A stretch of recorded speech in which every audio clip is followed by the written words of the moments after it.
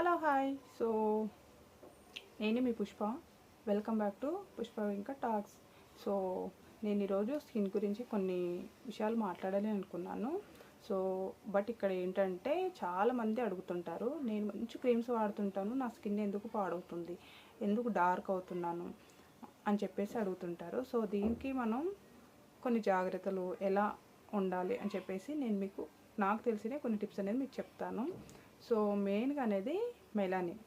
కొందరికి డార్క్ కలర్లో మెలానిన్ అనేది ఉంటుంది. సో మెలానిన్ అనేది ఒక కలర్ అనమాట. అది కొందరికి డార్క్ షేడ్లో ఉంటుంది, కొందరికి లైట్లో ఉంటుంది. లైట్ అంటే కొంచెం వైట్గా ఉంటారు, కొంతమంది బ్లాక్గా ఉంటారు. దాన్ని బట్టి మనకు మెలానిన్ అనేది ఉంటుందన్నమాట. సో మెయిన్గా వీటిలో కొన్ని విషయాలు ఏంటంటే, మెయిన్గా sun exposure.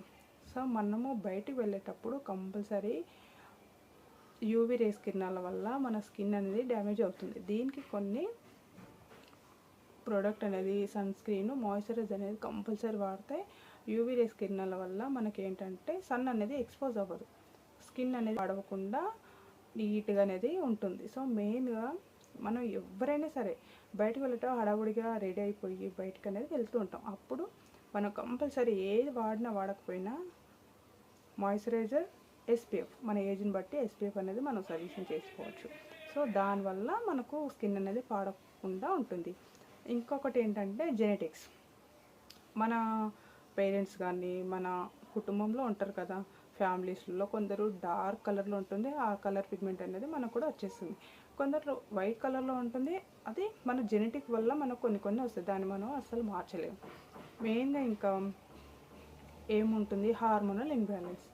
So hormonal imbalance అంటే మెయిన్గా ప్రెగ్నెన్సీ, పీసీఓఎస్, హార్మోనల్ చేంజెస్ వల్ల కూడా మనకు పిగ్మెంటేషన్ అనేది వస్తుంది. సో స్కిన్ ప్రోడక్ట్ కూడా మనము మన స్కిన్కు కరెక్ట్గా సూట్ అయింది లేనిది చూసుకుంటే, తప్పుడు అంటే సరిగ్గా మనం సజెషన్ చేయకపోతే మన స్కిన్ వల్ల దానివల్ల కూడా మనకు పాడవుతుంది.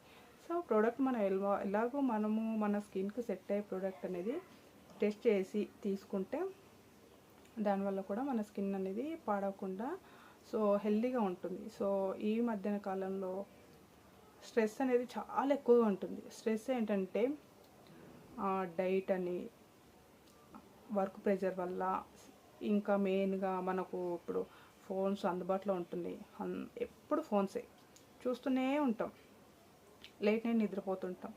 దానివల్ల కూడా మనకు స్కిన్ అనేది పాడవుతుంది. హెల్త్ స్ట్రెస్ వల్ల, సరిగ్గా నిద్రపోకపోవడం వల్ల, హెల్తీ ఫుడ్ ఇవన్నీ తీసుకోకపోవడం వల్ల మనకు స్కిన్ అనేది డ్యామేజ్ అనేది జరుగుతుంది. సో దీనివల్ల మనం ఏంటంటే హెల్తీ ఫుడ్ అనేది మనం కంపల్సరీ తీసుకోవాలి. సో ఇవన్నీ మన స్కిన్కు పాటించకుండా నా హెల్త్ పాడైపోతుంది, నా స్కిన్ డార్క్ అవుతుంది, నాకు పిగ్మెంటేషన్ వస్తుంది అని రీజన్స్ అనేది అస్సలు చెప్పకూడదు అనమాట. మనము మెయిన్గా ప్రీవియస్ టిప్స్ అనేది కొంచెం వాడాలి.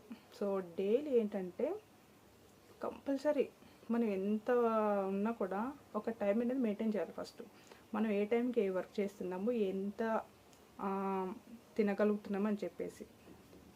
సో మనం ఎంత ఉన్నా మన హెల్త్కి అనేది ముఖ్యంగా ఏది ఉండదు. సో బెటర్గా ఏంటంటే రోజుకు ఒక 2-3 లీటర్ల వాటర్ అయితే కంపల్సరీ తాగండి.